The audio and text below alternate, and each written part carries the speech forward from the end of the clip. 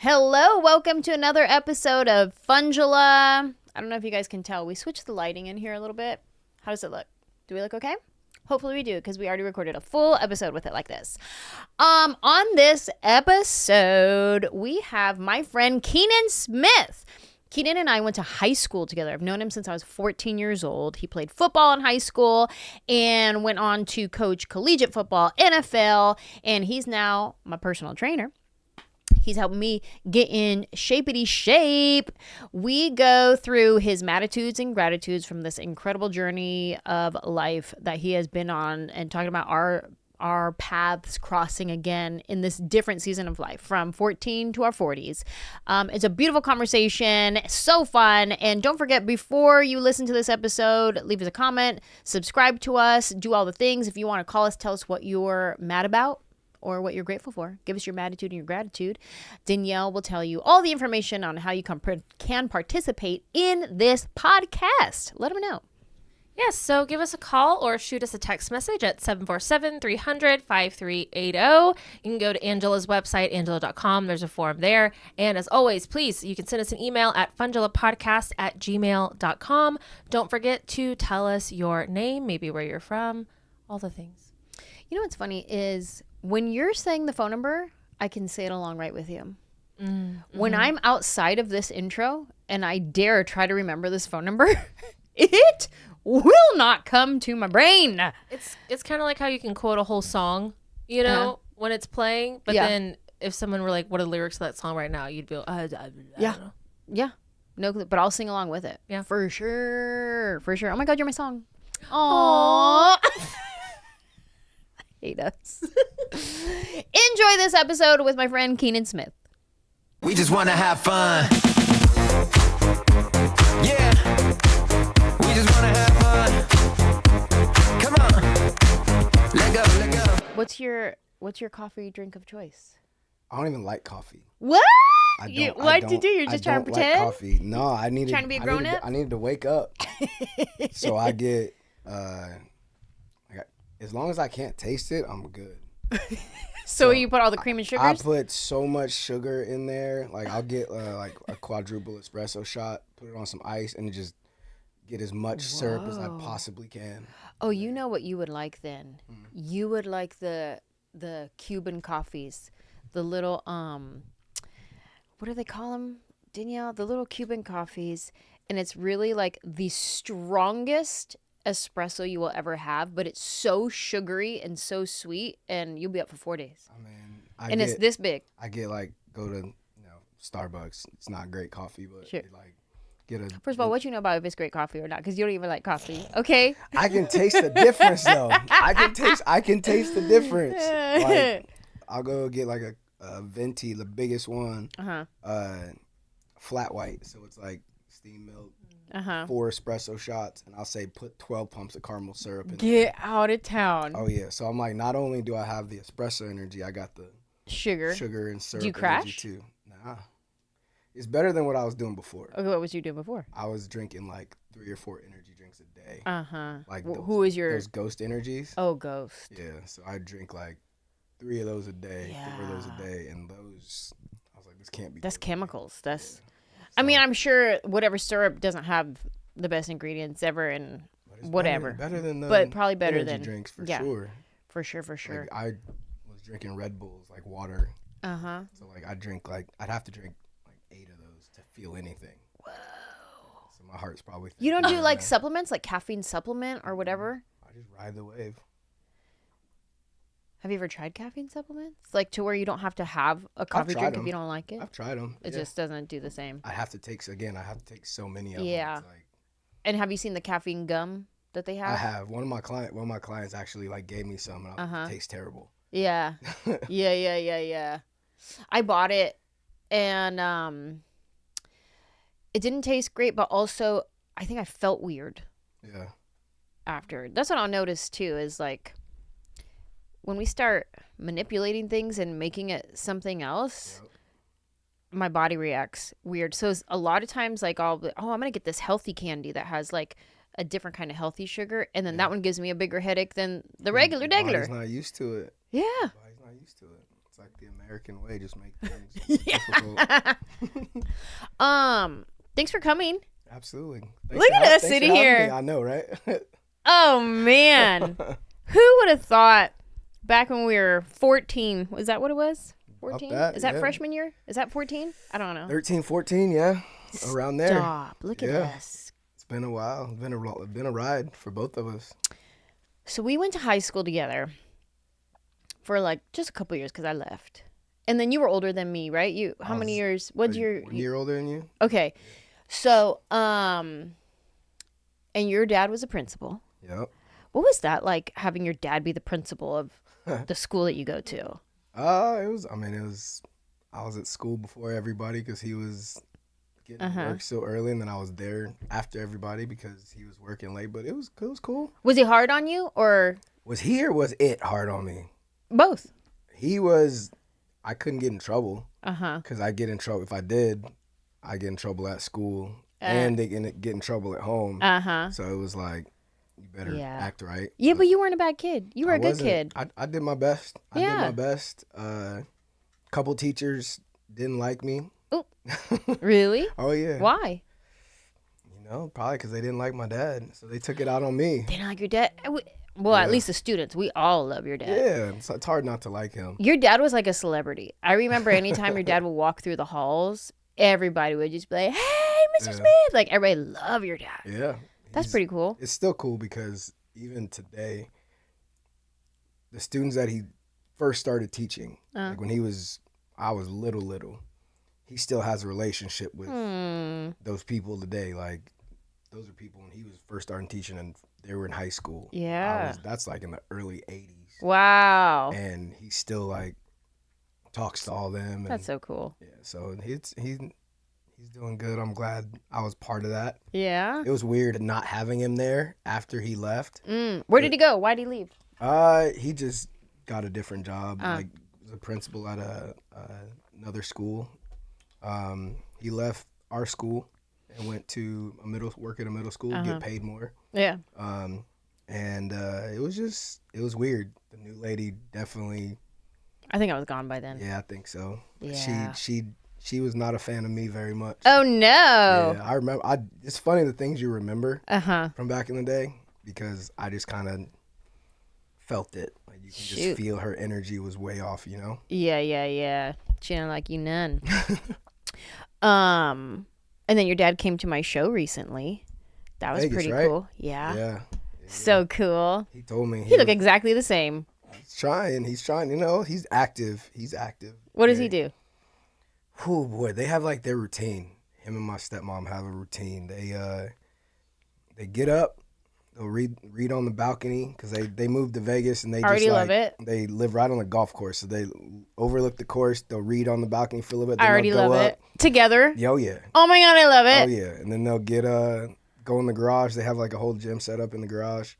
No way. They'll ride like the Peloton or do like. Because my sister works for Peloton, so she hooks them up with all the nice stuff. And so your whole family's fit. Yeah, we try. Yeah. You're from the athletic background, and your sister works in Peloton. She works for Peloton. She's active. My brother he plays golf like 6 times a week. Over at your dad's course. No, he lives out in Oakland right now. Oh, okay. So he's just out there, and then I have my stepbrother.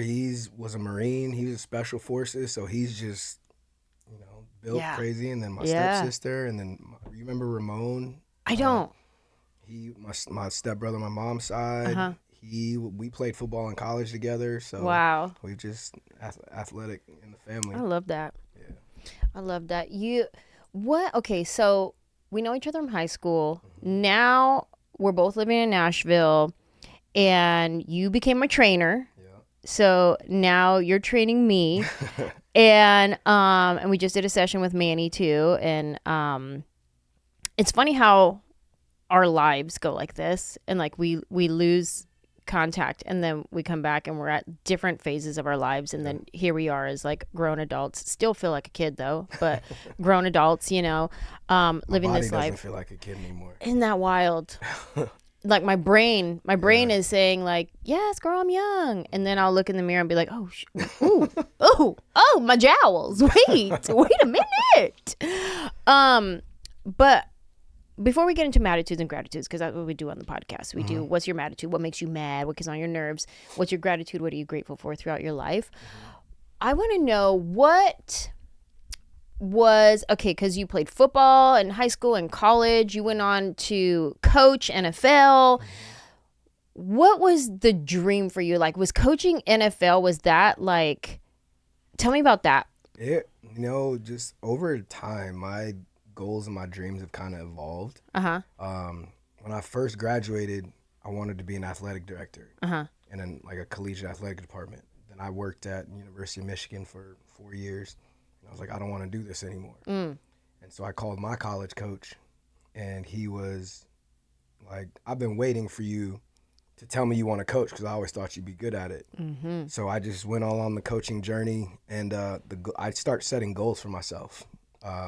In 5 years, I want to be here. In 6 years, I want to be here. And so like the goal for me was to get to at the time it was called BCS in college. Now it's like called Power 4. And I skipped that. I went from small Division I football to the NFL. Wow. So like once I got there, then my goal changed. And it was like, all right, I want to stay in this as long as I can, be a coordinator one day. And so like then I got out of that. We got let go because we weren't very good. And then it's just kind of just keep working your goals, and they just kept changing. What your coach that was like, I've been waiting for your call because I think you'd be a great coach. What do you think makes you a great coach? It's hard for me to say that. You'd have to ask other people that I've coached, but it's probably my ability to relate to people, just to have a relationship with them. There's that old thing, people, they don't care what you know if they don't know that you care. And I try to like make sure all my players know that I cared about them on a like an emotional and personal level, not just, hey, if you can't do anything for me for football wise, then I don't care. I never wanted to be like that. So I've always had close personal relationships with all my players, whether it was in college or the NFL. That's beautiful. I haven't coached since 2022. And I still talk to guys from when in the NFL and like back in 2016. Yeah. So it's been a while. Like your dad. Like my dad. Look at that. I definitely got that passed down from him. For sure. Making that impact and holding on to it. Trying. Beautiful. Yeah. I love it. All right. Well, I can just say you've only been coaching me now for I don't know how many sessions we've done now. Maybe like 5. 5 or 6. Yeah, like 5 or 6. What I appreciate about your coaching and training, because I've worked with different trainers before, is you don't go too easy on me to where I'm like, well, they're just being nice right now. But also, you don't try to kill me.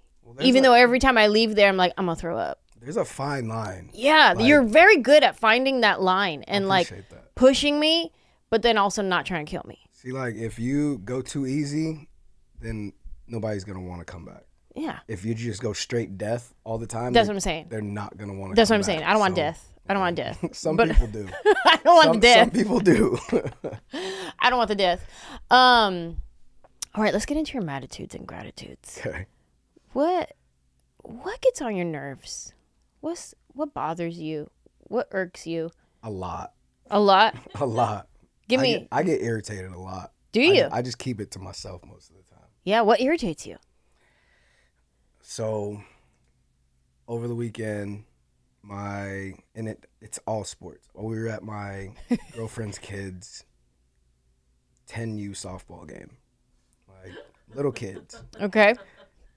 And I can't sit by all the parents, and I can't. I have to go sit in the outfield or something. Okay, you out there in the field. Because when I hear people yelling at their 10-year-old kid and just like being so hard on them, and you're not really coaching them, you're just yelling at them.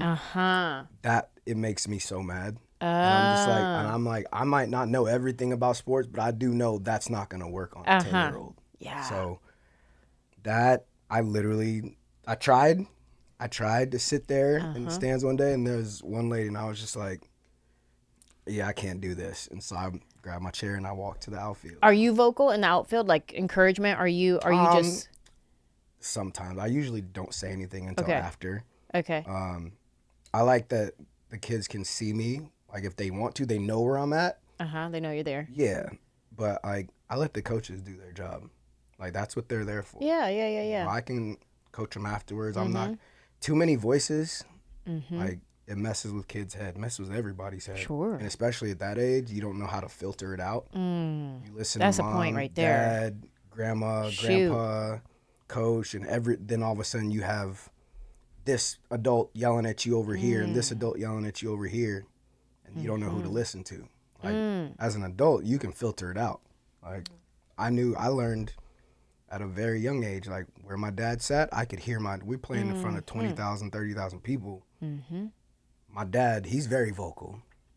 Like I could hear his voice. Like I could hear it. I knew where he sat every game.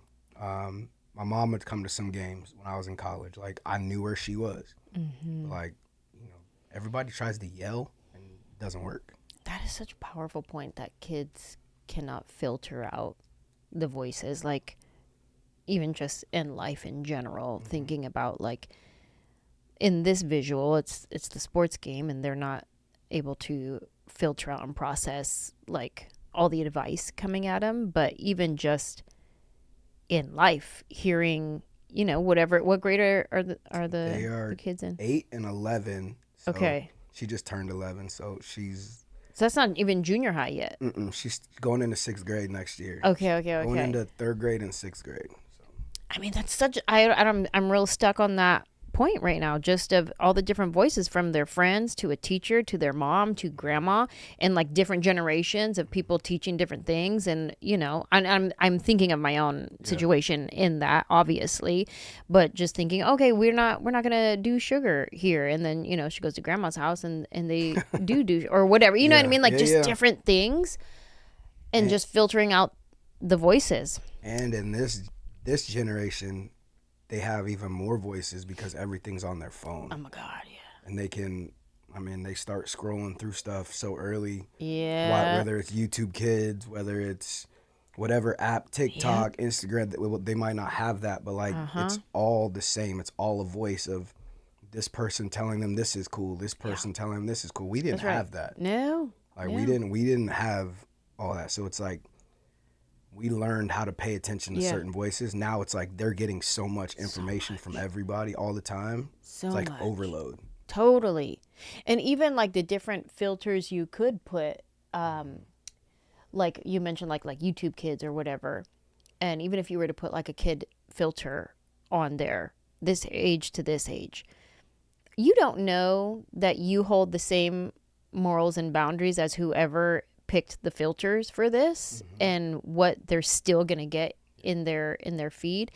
And I remember my sister telling me stuff that would pop up on her son's, you know, algorithm, and it's just wild what we're subject to now. It's a good point. Well, give me another attitude from your life. Oh man. See, what irritates me? Just stupidity. Overall stupidity. I don't say a whole lot of things. I kind of like to sit back and observe. But just common sense is not always common. Right? It makes me like, it irks me when like the simplest things people don't understand. I'm like, why would you do that? Like, why would you invade my personal space when you have so much other space over here? Like, it's little stuff. Sometimes when I witness a common sense moment not being so common in a situation, and I'll be like baffled, and I'll be like, huh. Yep. You know, like you just you make that face. It's not even like yep. I'm not even like angry in the moment. I'm just like, what? Yeah. Like so confused. It's like you're not mad about it, but you're just like, that's dumb. Uh-huh. Like, why would you do that? Uh-huh. And it's little stuff. It's not even big things. Sure. It's just little things like, Yeah. someone walking down the street and like they just stick their foot out in the Stop the street. right in Like, front of you. For what? Like why are you doing that? I've been seeing the videos right now in my algorithm. I think Danielle, you'll appreciate this one. It's people walking at Disney. And it's just like they'll be walking and then they just stop and then like the person bumps in front of you or like just pivot right in front of you, cross right in front of you. And When's the last time you were at Disney? Oh, with her family. Yeah, we were together. It was in April, March. I don't know. It was hot. Yeah. But I feel like the same can be said for airports too. Yeah. It's a lot of just stopping right in front of you. No, what no gate am I at? Yeah, no self-aware. That's another one that irritates me. People, two things. Before you get on the plane and everybody lines up right away like you don't have an assigned seat already. And then when you get up right away when the plane lands, like, yeah. where are you going? We're all getting off too. We're all getting off together. There's one exit at the front of the plane that you can get off on. Like it's... Yeah. We're with you on that one. Yep. We're with you on that one. And then I love, okay, last thing about the airplanes. I love when like flight attendant will be like, hey, everybody stay seated, because when they're delayed, you know, and they're like, there's about 3 people on the plane that have a very tight connection they need to make. So if everybody could just stay seated and let these people get off first, we'd greatly appreciate it. Ding, everybody gets up. Not one person. Nope. Everybody forgot everything that was said already. And they're like, it's just such a me. Yeah. Like me attitude all the time. It's like, we need to be better about doing stuff for other people sometimes. True. Kenan, what are you grateful for in your life? A lot. I'm grateful for a lot too. Father's Day was yesterday. So I'm grateful that I'm still able to call my dad. Yes. I'm still able. There's a lot of people that don't have that luxury. You know, where that mom and dad, I still have both my parents right now. Bless. And I can call them. They can call me. Are you close with your dad? Yeah. Very. My parents split when I was 13. And I went to live with my dad. My brother and sister went to live with my mom. So me and my dad were like, we've been like best friends since. What was that like with your siblings separating like that? It was weird. Yeah. It was weird, but I didn't want my dad to be by himself. Like I didn't, at the time I was like, I didn't think about my brother and sister being by themselves. I thought about my dad being by himself. So I was like, all right, I'll go with him. It was hard though. Yeah, I can imagine. It was Were you hard. close with your siblings? Yeah. They obviously got closer because they spent more time together. Sure. How far apart was it, like different states or just like different neighborhoods? It is literally like 10 minutes away. Okay, Like, but still, that's still, like, waking up in the morning, breakfast, going to bed, dinner, like all that is now separate. We were with our parents every other weekend. So that's how it kind of worked out. Wait a minute. So then you would switch. So were you ever with your siblings? No. Like they would be. We'd all be at my dad's house one weekend. Okay. And we'd all be at my mom's house the other weekend. So like we were always then during together. the week you were. During the week, that's I was good. with my dad. They were with my mom. That's good. I'm glad you're still close with your dad. Oh yeah, absolutely. Do you have a piece of advice that your dad's given you over life that you just hold on to, or you love, or makes you laugh, or makes Every you day. go like, that's my dad? Every day. He used to have this saying, and he still does, make today a great day and tell someone you love them. And it stuck with me because he didn't say have a great day. He always said make today a great day. And so like at the time I was just like, that's his saying. But now it's like the older I've gotten, it's like I have a choice. Yeah. Every day to either dwell on something negative or make today a good day. And then to tell somebody you love them part is just, you always have to tell people that you love them. Yeah. Like, you never know when the last day is going to be. That's right. Oh, Mr. Smith. Coming in wise. Always. You know, always. You didn't want to believe it when you were younger. Sure. Like, you're old, like, you're not cool. But he'd sit there and be like, all right, just wait. Yeah. Now that I'm older, I'm like, he was actually right. Yeah, of course. That's so cool. So you and your dad, you talk on the phone. Yep.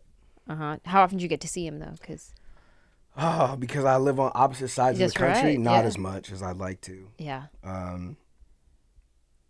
My brother, my stepsister, they still live out in California, so they can see him Closer. frequently. I try to get out and see him like once or twice a year. I saw him in July last year and over Christmas break this year, so it was good. Does he ever come out here? So every time he's supposed to come out here, something has happened. Like when I first moved here, it was COVID. They were supposed to come out in March and he got sick. So it's just like he wants to, but no, he hasn't been out to Nashville. He's been almost everywhere else I've ever lived. Just hasn't been to Nashville yet. I'll give him a call. I'll get him out here. Just kidding. Hey, if I said, hey, Ange said bring your butt out here, he'd say, okay, all right. I'm gonna call you and do it. Hey, your dad's coming to visit. No, I'm kidding. You'd have a babysitter for Rosie like this. Oh, love. Give me another gratitude from your life. That I'm old, but I'm capable of doing things like that I used to do. So you probably don't even know, I had severe knee surgery. I saw your video, but I don't know all the details of it. What happened? I tried to do something that I could do when I was young, and then my body was like... How all great injury stories start. I tried to do something like 10 years ago, my body would have been like, great, you're fine. This time I tried to do it, my body was like, no, go ahead and bring your body right back down to earth. So what happened was I jumped a 63-inch box. Like I had all the boxes stacked up and I went to jump. Oh my God. And then when I took off, my knee snapped. No. I felt a snap right there. It felt like somebody kicked me. No. So I have a giant scar from my knee to here. Oh my God. What happened is I snapped my patella tendon and my kneecap went from here to up here. Hold on. You snapped your patella tendon. So there's a tendon that connects this to this. Yeah. And there's one something up here. about your bending and springing. Yep. Because you know what it was like? You know when you have elasticity in your chonies and then all of a sudden the elasticity just goes gone. Yep. Like that and it won't come back. Yes. That's what your patella tendon did? It literally snapped and my God. I got back on the ground and I started pushing on my knee and I was that's not supposed to happen. No. What? Wait, okay. And you weren't in the most severe pain of your life? What do you mean? I was in shock. I was in shock. It was one of those things that like you're like, what was that? Like, and I can replay it in my mind in slow motion a million times. Like I remember jumping. I remember hearing it snap. I remember looking down at the ground as I'm in the air being like, what did I just kick? And then as you're in the air? As I was in the air. And then something in my brain told me, put your other leg down. So I imagine in the air. Luckily I put my good leg down and I went down and I grabbed my knee and I was like, that's not good. Oh my God. Did other people hear it? Like, yeah, there were witnesses? There were 2 other people in the gym at the time and they immediately just went, oh no. Yeah, it was bad. When you heard the snap, I mean, obviously it was out because they all heard it too. But I wonder if it was like, this is how my brain works. I wonder if it was like extra loud for you because it was in your body and like the sound of it coming up to the inners of your ear and the outside, like it was almost like an echo snap. You know how when you chew and you're like, I am so loud, but it's really just because it's in your own body. Oh, yeah. I wonder if there was a little bit of that happening right now, like the sound of this snap haunting. Ugh. It is a mental mind game every day. Oh my gosh. I will never jump that high ever again. But even just small jumps, my mind's like, don't do it because... Right. You have like that's traumatizing. Jumping PTSD. Oh, 100%. 100%. Bad. Ah! Bad. Okay, so then tell me about your like... What did you have to go in an ambulance? Like No, so I went. Luckily, I was at the gym when I did it, and there's a doctor's office right next door. So one of the guys that was there, he drove me like literally like not even a block because I couldn't walk. My leg was like this. And so he drove me over there. I hobbled up there, got it looked at. I was on crutches and a brace. And then I was very fortunate that I was able to get surgery like 3 days later. So they got me in real fast. Yeah, they saw you and they said, well. They saw him. He showed me the x-ray. He said, see that's your kneecap. That's not supposed to be right there. See your kneecap right here in your thigh? Yep. We're going to bring that back down. Yep. Yep, so I have a scar about that long on my knee. Wait, okay. Wow. So. You're picturing this right Did now. they get the patella tendon and re-sew it back together? Or is there some fake thing in there? So usually what they'll do is they'll take like part of your hamstring or something. But they didn't have to do that. So what happened is it snapped, it curled up, and then it pulled apart. Oh. And then it was like frayed like thread down here. So they had to sew it back together, Oh, my God. pull it back down, Oh, my God. drill some holes, and then tie it down there. It sounded like they like DIY'd your knee. Yeah. They're just like, well, we'll get it to snap back in Yeah. at some point. Did you get the surgery on Etsy? That's what it sounds like. Oh, wow. I want to hear about the recovery of that and what that process was like for you. Not just like physically, but like mentally and as an athlete and as somebody who's aging. Like, because like you said, like I can't do the things I can when I was younger. Like, what was your like recovery and healing process like from It was hard. 360 view? It was hard. Obviously, there's the physical part to it, but what people don't understand is the mental part.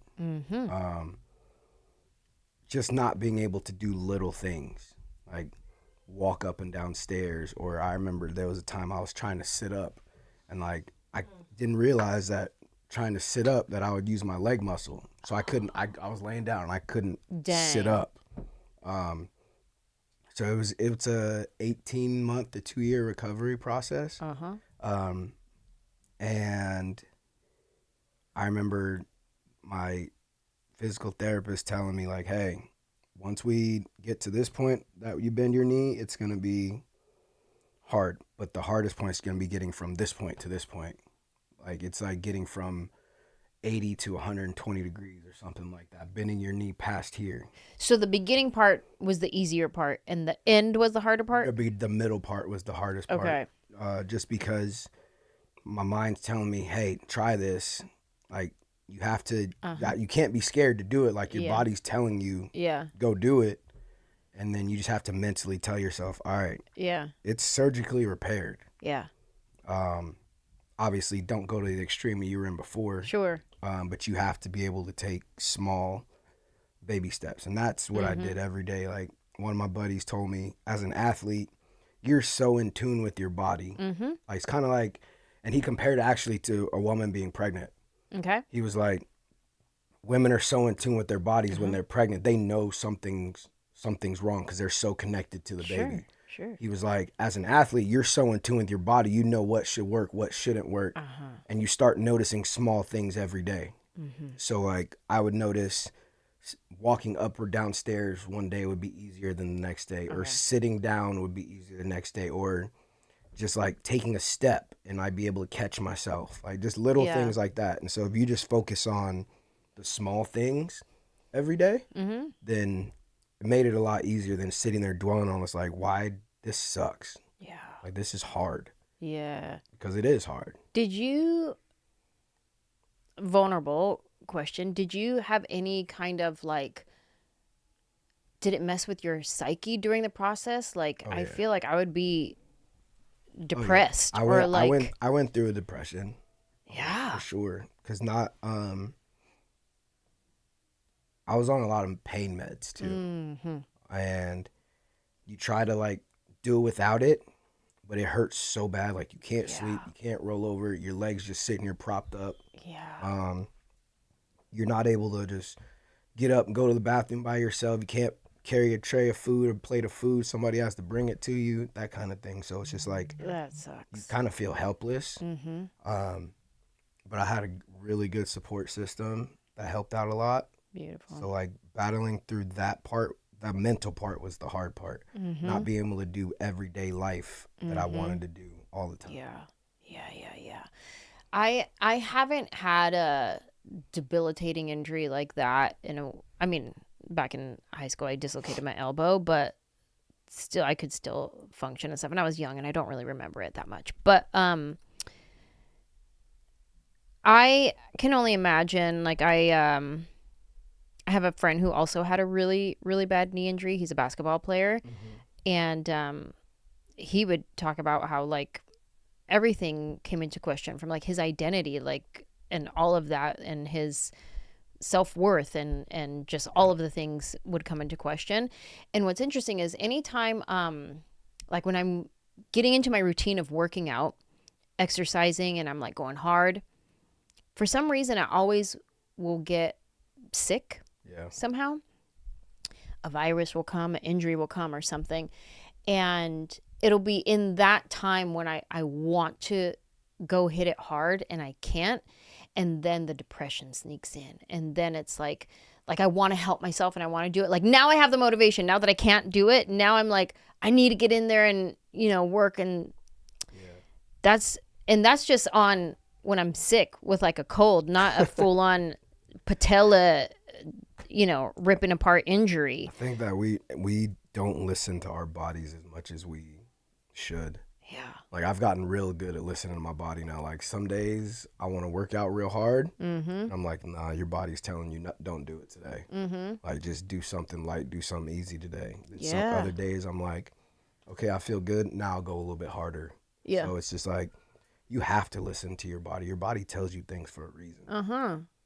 Did you, so now you're 100, or as they said I'll never be 100 again. It still hurts. It still bothers, especially when it's raining like today and that air is thick. You know how they make those jokes about grandpa on the porch, it's about to rain? Get out of town. You're a meteorologist? Yes.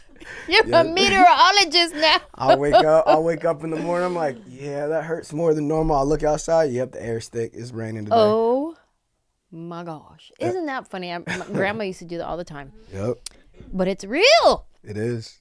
Okay, so you still have pain. Mm-hmm. Do you still work it out? Like, do you baby it? Like, what do you? I take it. I listen to my body. Like some days I'll do things and I'll be like, that hurts. And I'll be like, yeah, it hurts, but I can power through it. Or there's some days I'm like, nah, that hurts a little too much. I shouldn't do that today. Yeah. So it's just figuring out what that pain tolerance is. Dang. You ain't jumping nowhere. No, I don't do that no more. Like I literally, was it 2 months ago? All right, so I jumped 63. That's how I tore it. I set up 45, and I was like, I just want to see if I can do it. Get out. I just want to see. I want to see how much I was recovered. Oh my God. And I did it. And I was like, all right, I did it. Wow. I'm not doing it again. Did you wait to make sure you had people around you in case you needed to be taken to the hospital? Oh yeah, 100%. Okay. I wasn't by myself. Right. Nobody's watching. Let me try. There were these 3 little kids sitting there watching me, and they were like, "You're gonna jump that?" I was like, "I'm gonna try." Wow. I was just like, "There's no pressure. You better make this."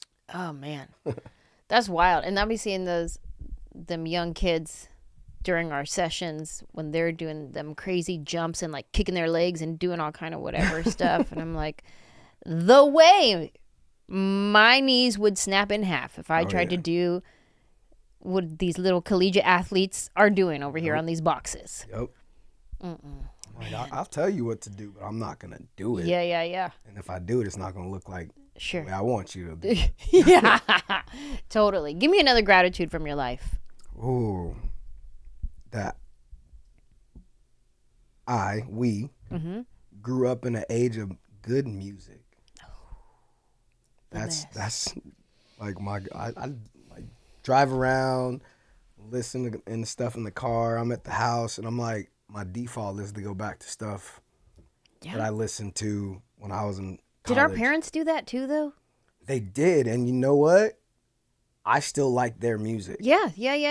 Like, I would rather listen to their music than Yeah. kids' music. It's like music was going like this, Yeah. right? And then 70s, 80s, 90s, and then even in the early 2000s. Yep, early and 2000s. then after that, it kind of just started to go like Yeah. this. Yeah. And I feel bad saying that because I have a lot of musician friends and artists, and I'm like, So do I. I'm like, y'all make good music. I like your music, but some of this stuff, I'm like, Yeah.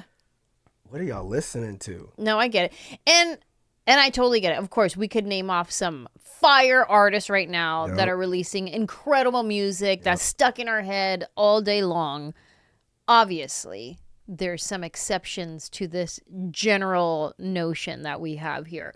But I do the same thing. And I'm wondering, because I have my 90s playlist. Then I started making playlists. What was it? Like fun jams from our day or something. And even just that title alone is so elder millennial. But so like Rosie, I'll play some of our music for her from back in the day and she'll love it. And so the other day she was requesting, like, I want to listen to Groove is in the Heart. And we're listening to Groove is in the Heart. Okay. Right? And so then I'm like, let me make a whole playlist of just old school. I got the Cranberries on there, Depeche Mode on there, like just a bunch of like old school stuff. It was She good loves music. it. She loves it. Yeah. And I don't know if it's exactly what we're saying, like just the music is not as good, or if there's something nostalgic just from your day that each generation is going to look back at their day and want that music. Yeah. When, you were getting ready for school or you're in the locker room or whatever. I Something's wonder if gonna it's trigger it. something, maybe it's a little bit of both. Music is timeless, in my opinion. Mm-hmm. Like, it's stuff our parents listened to. It was classic for them. It's classic for us. The stuff we listened to, our parents literally looked at us and like, what are y'all listening to? Exactly. Yeah. So, like, I have a feeling it's going to be the same thing. Yeah. It is the same thing right now. Like, what are y'all listening to? But I personally don't think some of the music that's out now is going to last very long. Sure. Like, it's not in 20, 30 years. I'm not going to be like, yeah, let's run that back. Uh-huh. Like, let's. Yeah, Like, we're I'm not not- going to be in our 80s mumble rapping. No, No. that's not going to happen. Okay, how about this? I remember anytime I would hear like actual classical, like Beethoven classical music, I'd be like, what old white person is around me? And the other day, me and my brother were driving, and I don't know, there's a lot of traffic or something, and I just put on like classical music, and both of us are just like, oh, this is nice. For real. Like, so fun fact, most people don't know. My parents made me, my brother and sister start playing the piano when we were 5. Oh. And they would not let us quit until we were done with high school. So you can play the piano. Yeah. Full on, you're out there Beethovening and all that. Piano relaxes me. Ah. Like, it is calming. Wow. So, like, if I'm just, like, stressed out and I need to chill and I need, like, just, like you said, just riding around. I used to call it elevator music, but now Yeah. I'm just like, give me all that. Give me all Give me the that, elevator right? music. Give me all that Also, right now. there are some classical songs that look at you pumped up. Little Vivaldi, let me tell you. Okay, she knows names. See? It goes pretty hard. It goes pretty hard. You go Get out of town. Just It goes pretty understand. hard. get you some George Winston. Yep. Wow. Okay, names. Oh, yeah. I just went with nail on the head Beethoven. Hey, you know what? Classic. Again, timeless. Yeah, timeless. But yeah, we're of that age now where the elevator music is like, I get why our parents did this. 100%. I get it now. 100%. I get it now. Oh, give me another gratitude. Give me some more. Hold on. I wrote them down. Let me Yes, see. thank Let me you. see. Let me see. What else do we got? The biggest one, I'm just grateful for the journey that I've been on. Mm-hmm. I got a tattoo that says the journey's greater than the destination. Mm-hmm. And to me, it's like, I never know where the journey's going to take me. If we could have sat here and been like, yo, Andrew's gonna blow up to be a huge Never in my comedian and like this life, and like I'd be here where I'm at today. Like I just enjoy the ride. Yeah. Like I'm grateful for every experience that I've had, whether it was coaching in college or coaching in the NFL or being in the spotlight because of people that I've dated, and or just being here now helping my girlfriend raise her 2 little girls. Being at the gym now and reconnecting with you. It's just, I'm grateful for all that, because the journey is literally, it's a ride. Totally. I love that. Yeah. And I feel like that sentiment, it's easy to lose sight of it when you're in the day, when you're in the mundane, when you're in the sitting in traffic, when you're in the, feeling pain of your knee or whatever. It's easy to lose sight of that sentiment. But when you can refocus on it, and that's what we do with this podcast, with gratitude, with this podcast. And this podcast started from an exercise that I would do for my mental health, which is practice gratitude. And it's refocusing on those moments, like reminding yourself that you're on a journey, and all of this is a part of this beautiful story. Even if it's a really hard day in this beautiful story, when you can step outside of the story and look at it and remind yourself, like, man, what a journey. I was here, I was there, and now I'm here. Now I reconnected with this person. Now, I have these beautiful children that I'm helping raise and being a part of their life. And when you can step out of it and look at it, you can't help but be like, man, God is good. Yep. Yeah, no doubt. Like, you sit there and, like you said, and the hard part for us is taking a step back, because we want to go all the time and like plan, look for the next thing instead of just like stop and be present. So I have this question here. Where would you rather go on vacation? To a beach, to the mountains, or somewhere in the city? And I'm always wherever I can clear my mind.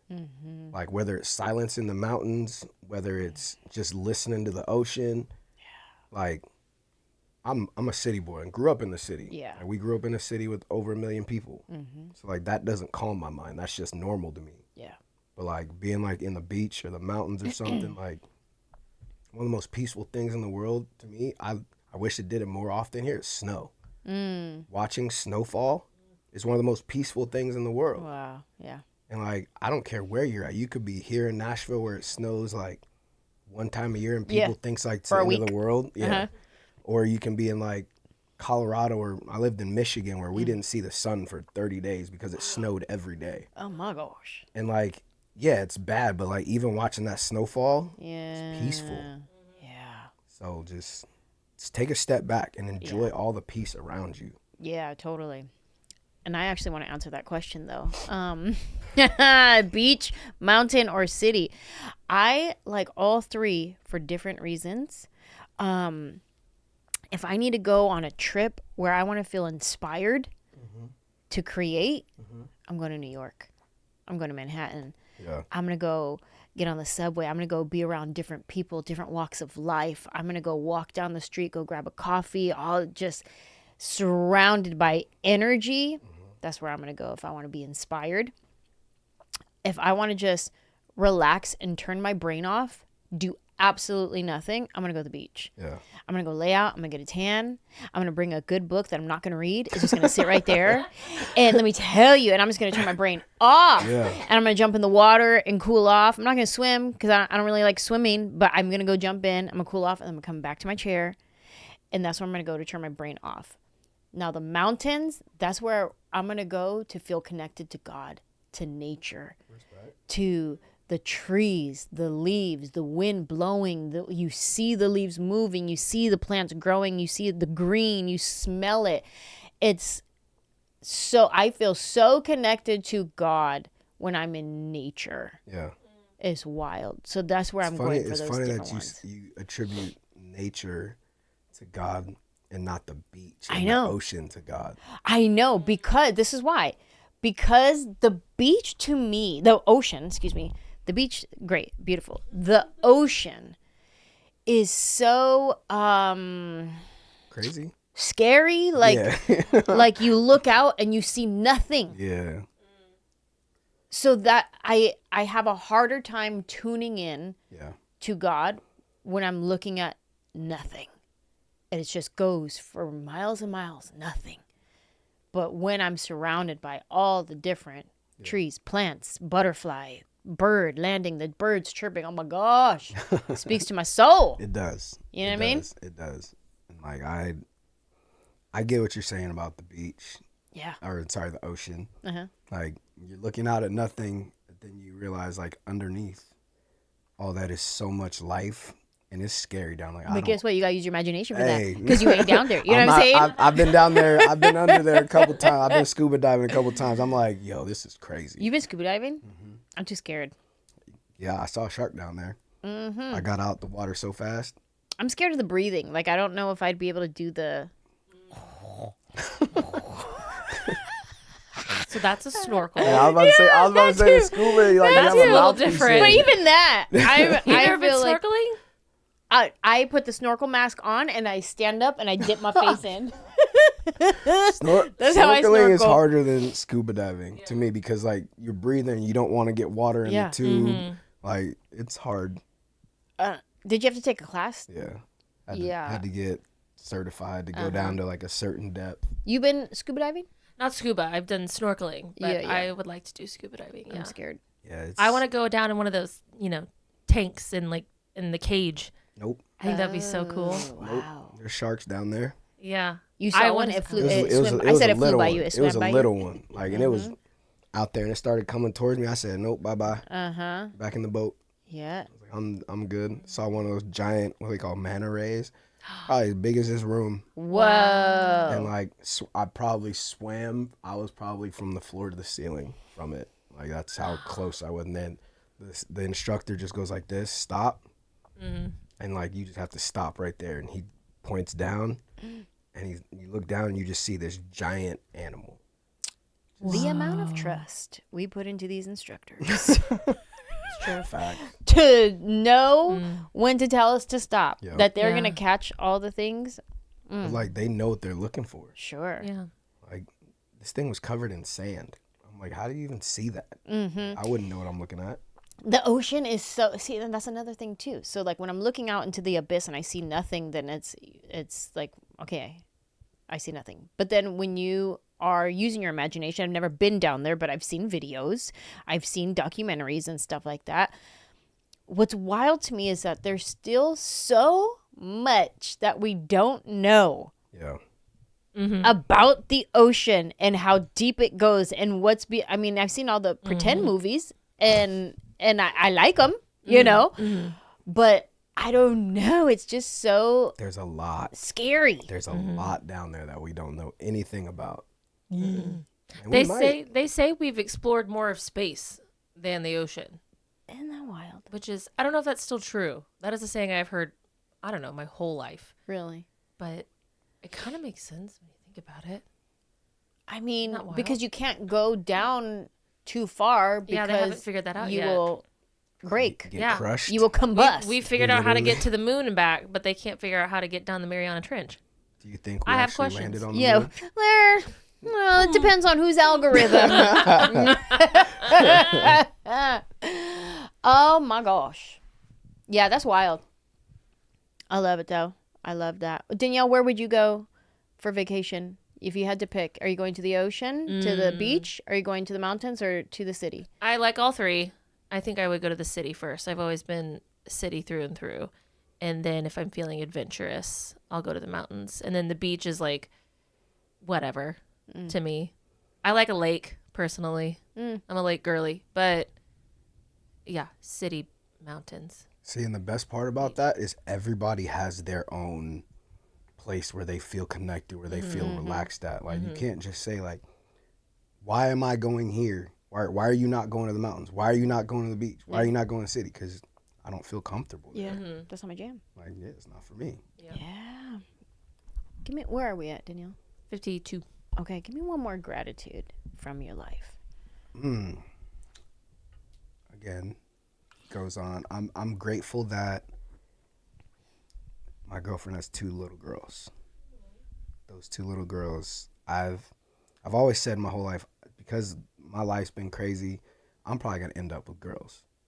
And those 2 little girls are like 2 of the best things that ever happened to me.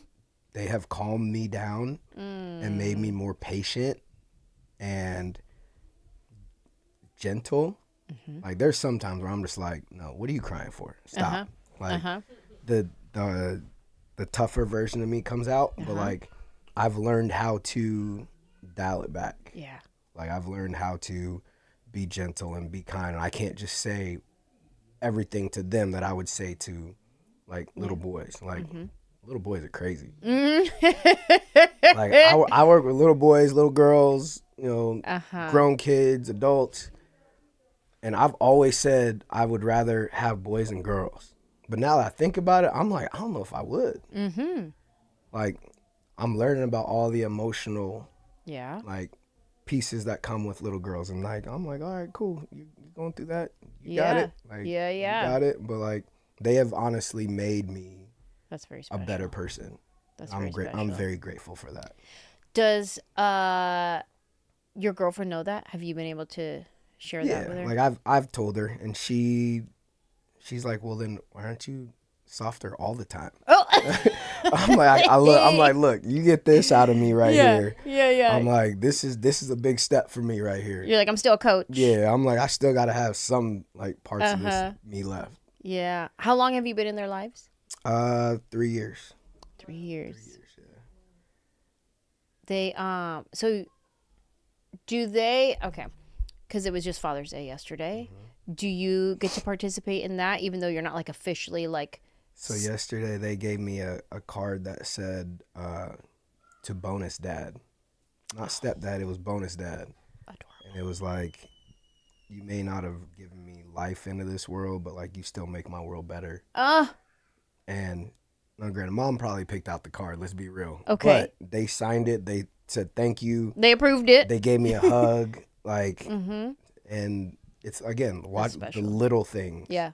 If you had told me this 2 years ago, that they would do this, even a year ago, they'd be like, nah, this is actually the first time they've actually done something. So it was, I appreciate the little things. Yeah.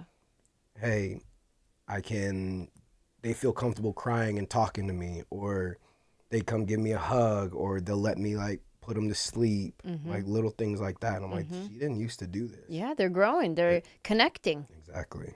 It's beautiful. I'm grateful for that. That's really special.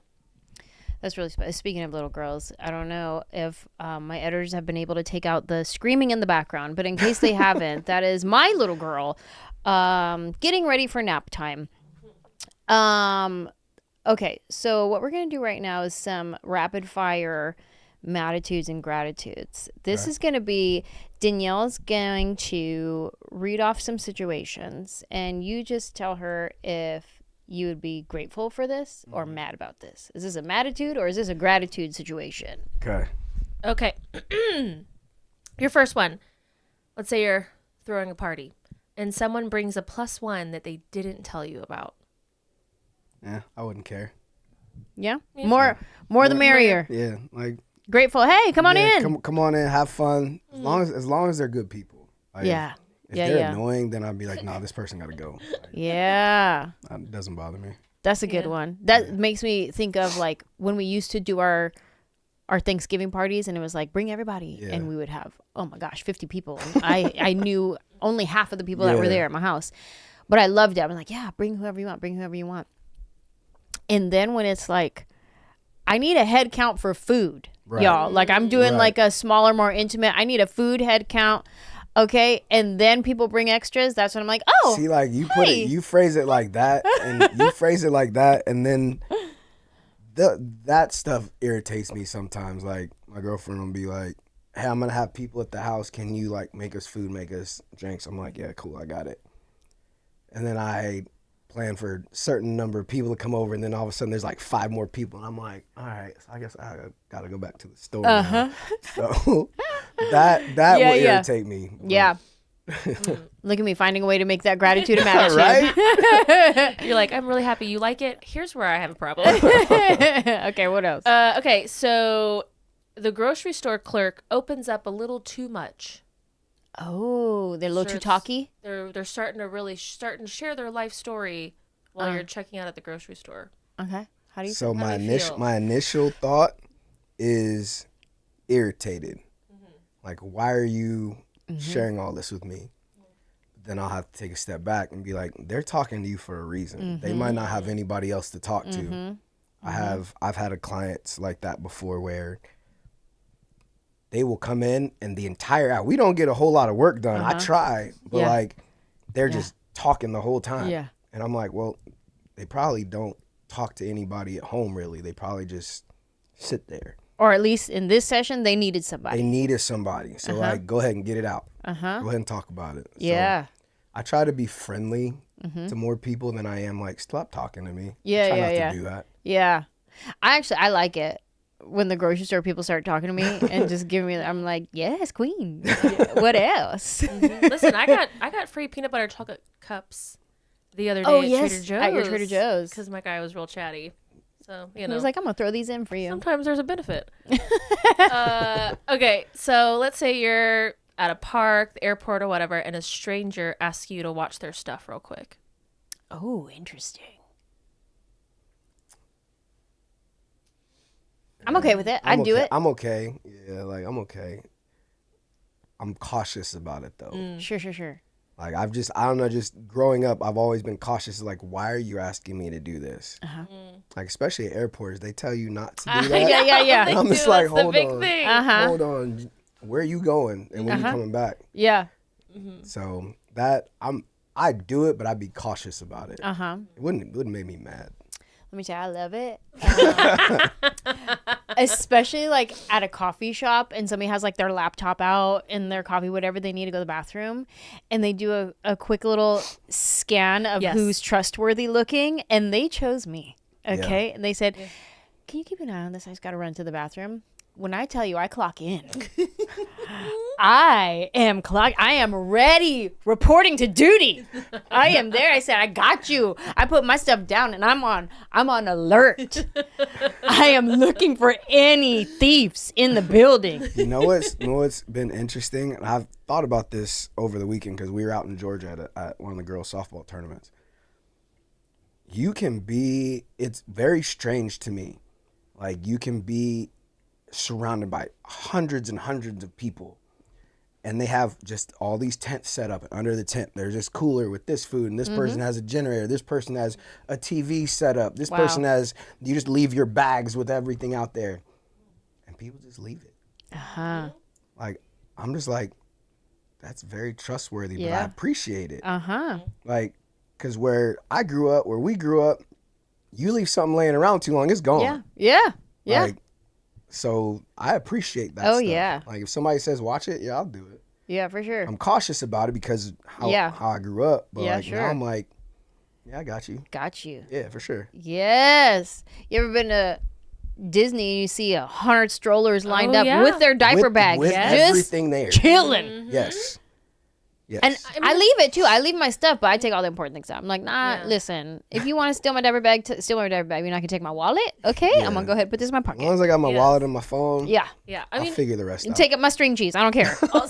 Also too, at the beach, people will just leave their stuff to go get in the water. I mean, there's definitely a lot of places where I feel like there is this sort of collective, like, I won't touch yours if you don't touch mine. Yeah. You know, like, be cool. Everybody be cool.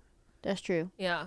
It like a workout class when they have like the cubbies that are, it's not a locker, it's just cubbies. Just there. And we're all putting our phones right there. Trusting. It's a lot of trust. Yeah. Yeah. I get it. All right, give me one more. Okay. Don't know how you feel about restaurants, but someone orders for the table without consulting everyone. No, don't do that. Don't do that. Don't do that.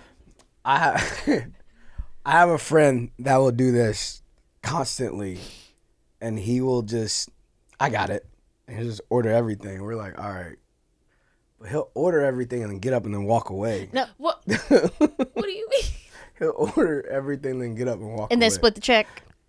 Get out. Yeah. I'm gonna order the whole appetizer list and then split the check. Get out of town. So I'm like, all right, look, we can go and we can collab on this together. Like, I might not like that, but okay, that would irritate me.